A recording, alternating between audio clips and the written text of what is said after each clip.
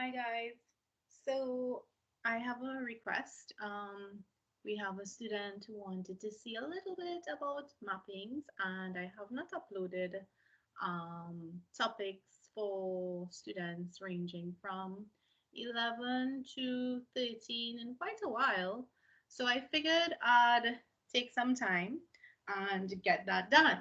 So today we are just going to get into some mappings. So it's just a mappings kind of day. Now, you guys should know basics when it comes to an ordered pair. So on screen, I'll just give you guys a short recall. All right, so you should be able to recall that an ordered pair looks like two numbers separated by a comma, and they're usually located within curved brackets such as these. Now, those two numbers can be negative or positive. So for example, if my first number were to be 3 and my second number were to be, say, 0, then according to the rules of mappings and functions, under all of which these topics are closely related, this is called a coordinate.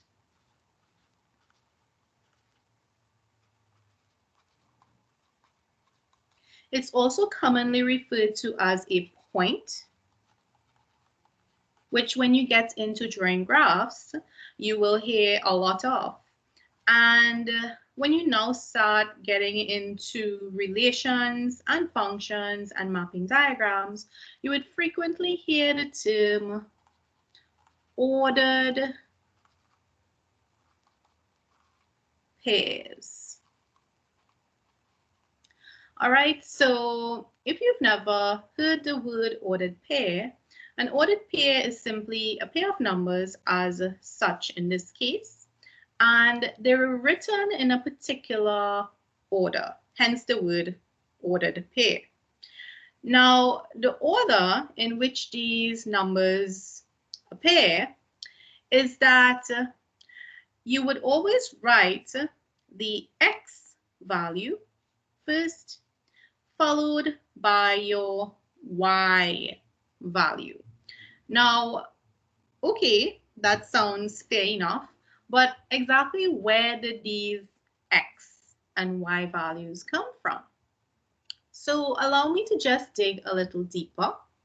And if you have never come across it before, then let me just put on screen what a mapping diagram looks like.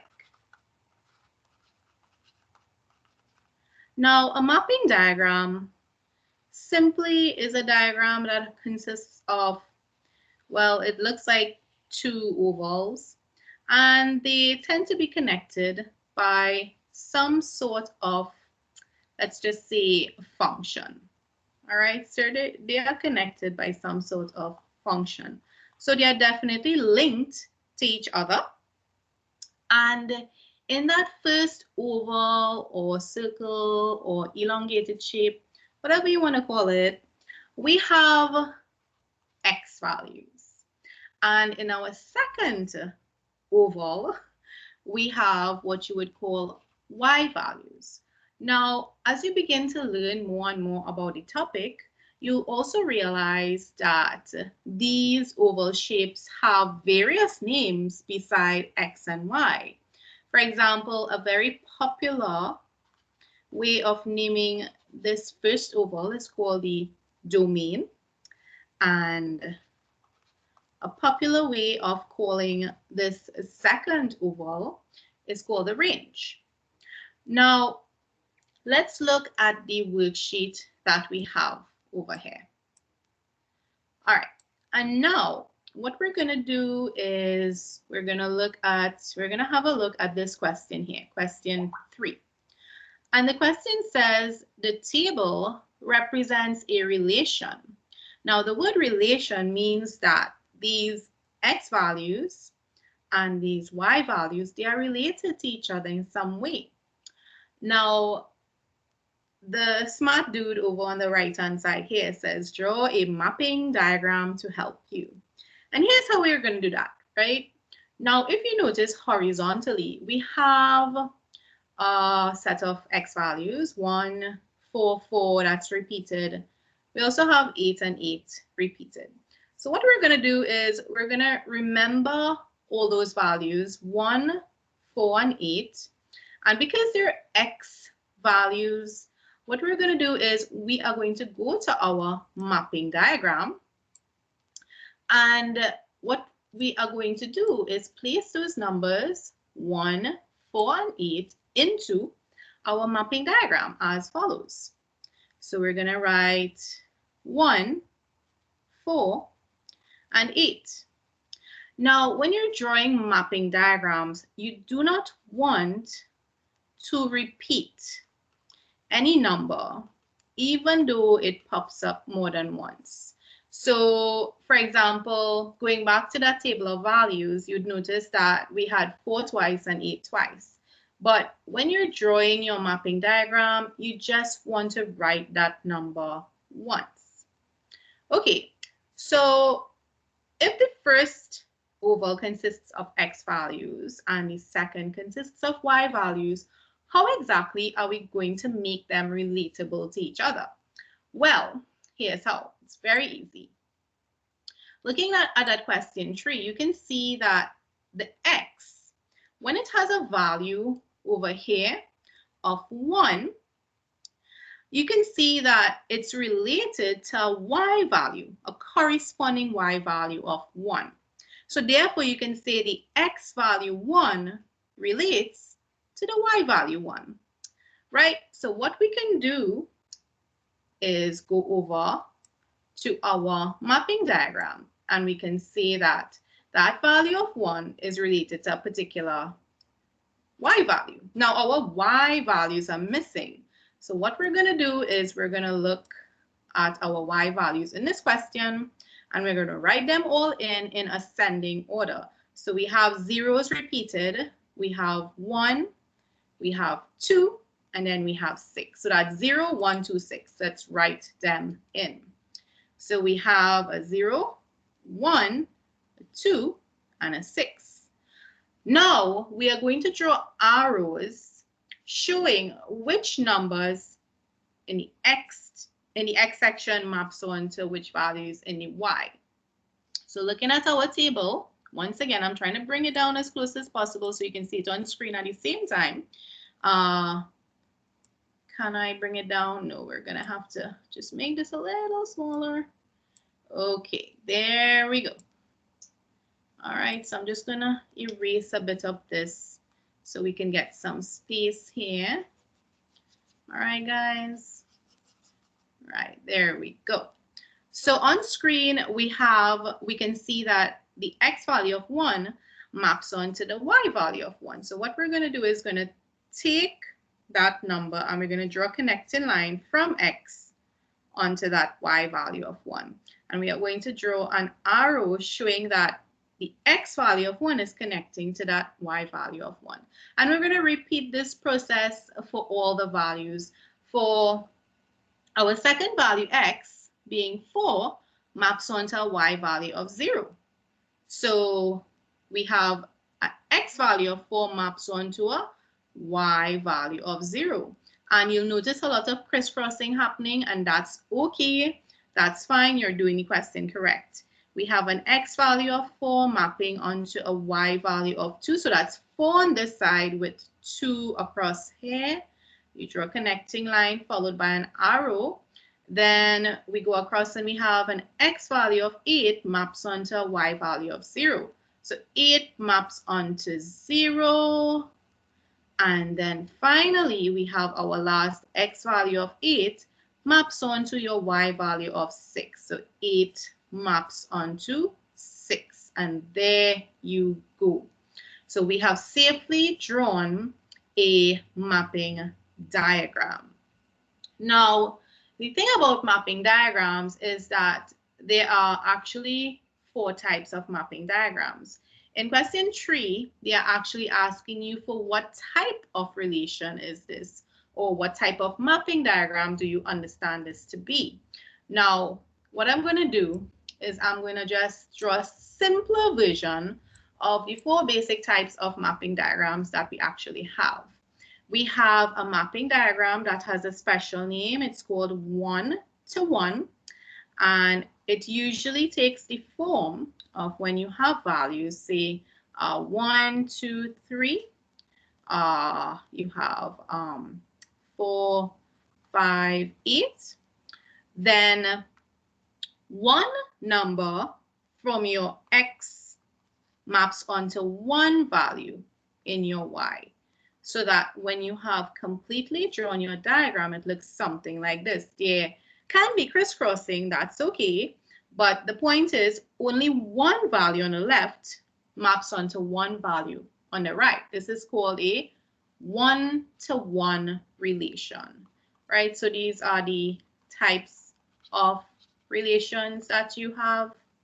Now we also have we have one going to many. They call it 1-to-m, and right, so take note that the M stands for the word many, and this is what a mapping diagram that's 1-to-many looks like, right? So you have your X values here and your Y values here, and let's just say we have values such as 2 and 3, and then in our Y values we have 1, 0, 5, and 6. Then let's just say our figures link like this. Our numbers from the X value 2, it maps onto 1, and that 2 maps onto 0 as well. This is called a 1-to-many type of relation because we have one number from the X mapping onto many numbers on your Y. That's why it's called a 1-to-many, right? Similarly, 3 can map onto 6 alone, and this will still be called a 1-to-many. Yes, I know it's confusing because you're looking at the 3 mapping onto the 6 and it looks like a 1-to-1. But once a diagram has only one case whereby you have one number mapping onto many in your Y, then it's called a 1-to-many. Now we have the reverse of this, and it's called many-to-one. So let me show you what that looks like. All right, so I'm going to erase this with M for many. By now you probably got the picture. Now what does a many-to-one look like? All right, so let me just try to get a nice little mapping diagram going on here. Notice my oval has become a circle officially, guys. So what does many-to-one look like? Well, it would be the reverse of 1-to-many, wouldn't it? And you would be correct. Let's just say we had numbers like 0, 1, 2, 3 in our X side, and in our Y we had let me see, it's many going to 1. We had 2, we had 5, and 6. So let's say we had relationships between the numbers in as follows. We had, the 0 goes to the 2, and then you start thinking that's a 1-to-1. One number is mapping onto one number. But then this happens. You have the second number 1 also maps onto the first number, right? And then the third number maps onto the first number as well. This is a situation where many numbers in your X is mapping onto only one number on your Y. Hence the name many-to-one. Right? And this can take place for all of your values. You can have the last value could just simply be a situation where the 3 is mapping onto the 6 alone, and that does not change a thing. Remember, I said previously, even though your relation diagram may have a situation that looks like a 1-to-1, anytime you have a situation where many numbers map onto 1 or one number maps onto many, then these two types of relation would always trump the 1-to-1 relation, always and every time. It's not considered a mix. It's simply considered whichever one stands out more, right? So 1-to-many and many-to-one always, every time, trump the 1-to-1 relationship, right? Now, there's a last one, and it's a combination of the last two that we just saw on screen here. The last type of relation, guys, is called a many-to-many. Okay, and it looks as follows. So we have our two, this is our x here. These are our set of y values going in here. And let's just say we have values like 1, 2, 3, and we have 4, 5, 6. Of course, I have not placed any negative numbers, but we can have negative numbers, right? I'm just trying to be as simple as possible. Now, a many-to-many would look like this. You can have one number mapping onto many different numbers, and you can have many of these numbers. For example, the 3 could map onto the 5, the 3 could map onto the 4 as well.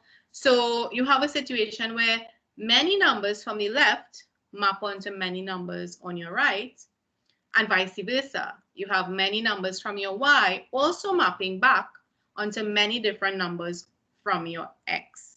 So this is a case of a many-to-many relation. And those are your only 4 types of relations that exist. So that's why it's very helpful to draw a mapping diagram. When you draw a mapping diagram, you can clearly tell what type of relation you have taking place. All right. So let's look back at number 3 here that we did. We had in our diagram, we had a case where we have, let's see, we have the number 1 mapping onto 1. So that's like a 1-to-1. But then if you carry your eyes further down, you have the number 4 mapping onto 2 numbers. So one number is mapping onto many different numbers, right? But then when you carry your eyes further, you'd see that the number 8 is mapping onto 0 and 6. And then that's still 1-to-many. Then you also have the numbers 4 and 8, both maps back to one number, 0. So that's a case where you have many numbers mapping onto 1.